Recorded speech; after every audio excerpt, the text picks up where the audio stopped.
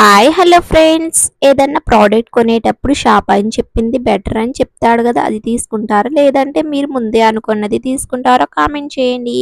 నేనైతే ఇక్కడ butterfly rice కుక్కర్ని అయితే 1 కిలోది తీసేసుకున్నాను.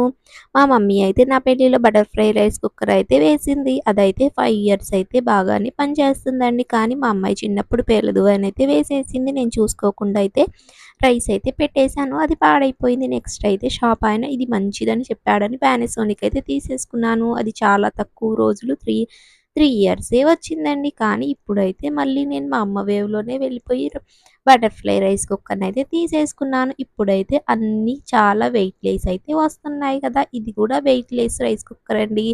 నేను ఒక 10 డేస్ యూజ్ చేసిన తర్వాతే మీకు చెప్తున్నాను. రైస్ అయితే బాగా కుక్ అవుతుంది. త్వరగా అయితే కుక్ అవుతుంది. చాలా బ్యూటిఫుల్‌గా అయితే ఉంది. 2500 రూపీస్ అయితే పడింది. ఓకేనా? Bye friends.